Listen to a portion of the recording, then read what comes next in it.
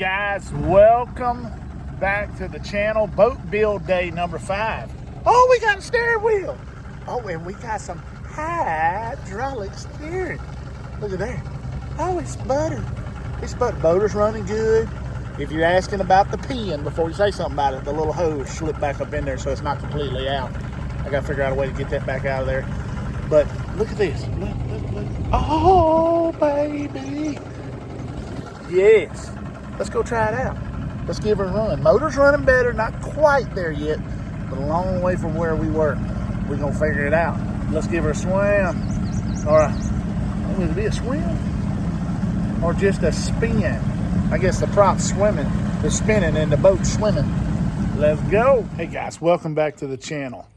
One thing that I'm going to tell you, something that I have kind of got away from and I'm working really hard to get back into it, is using the side imaging on my units. Now, I had got to the point where I very rarely use them at all. But the one thing is I've got it back on here, it's a really cool system. This is a 1243. It doesn't support sonar. So what I have done, I've got with Max Gordon, he does MG Marine Tech, and as I showed you before, we put a GCV 20. It's right there in my box. See if you can see. It's hard to see, but it's a GCV 20, and what that allows it to do, and it will hook to multiple units. If you have a unit that accepts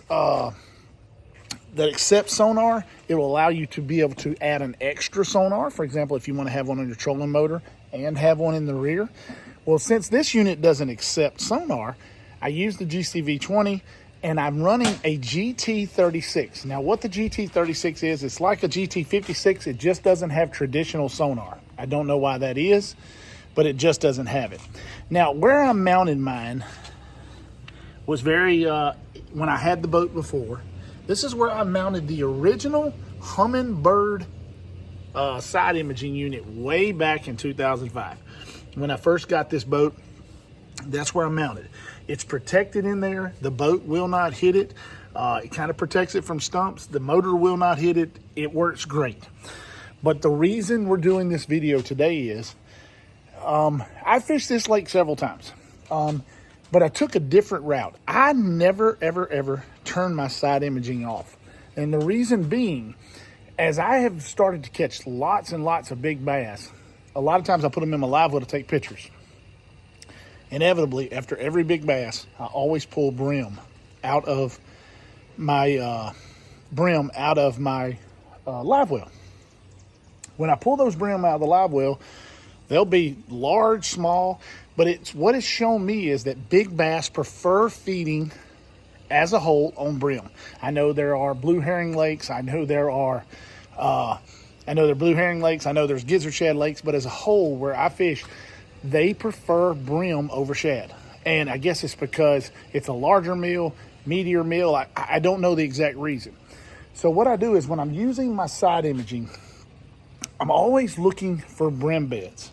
So today I was idling in and I was doing a little bit of recording on my helm app, or the Active Captain, and I saw 3 giant brim beds. Now one of them is beautiful. I've caught a lot of big fish in this area, but I have never came by at this angle. And when I came by at this angle, that's when I noticed this giant brim bed. So I want you to see it now. And like I said, anytime I catch a big bass, I'm always in the proximity of a brim bed. And I notice it more and more. And so what I always do is I mark every single brim bed that I can find. I have a standard mark, a standard symbol that I use.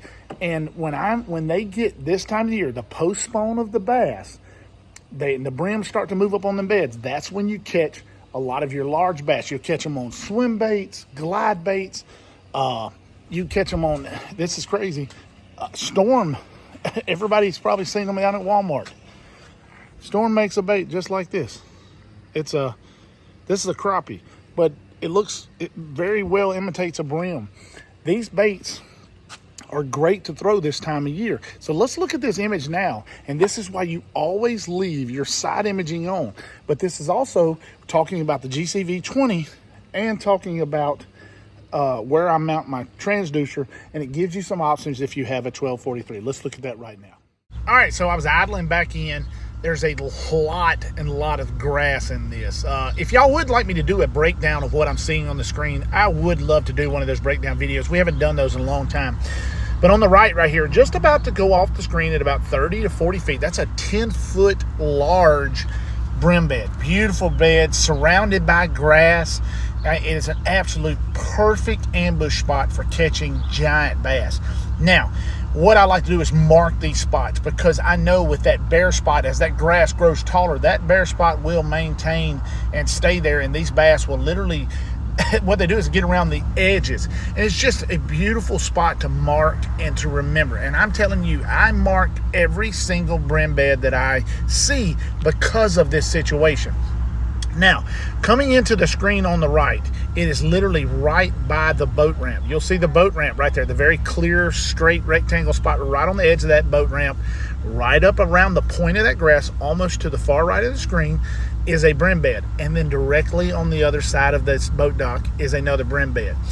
I have caught so many big bass within inches of the boat dock. Now, this is the actual perspective mode of that brim bed right beside the boat ramp. You can actually see the boat ramp here. It is in very, very shallow water. We're talking about 1.5 feet, but look at all the brim right here. Now, it's postpone, of course, postpone funk, but these big bass will come up, and it's a great spot to throw a big swim bait or throw a frog around the grasses that surround this, and you can catch some very giant bass. This is why I always leave my side imaging on, and I use perspective during the postpone time of the year.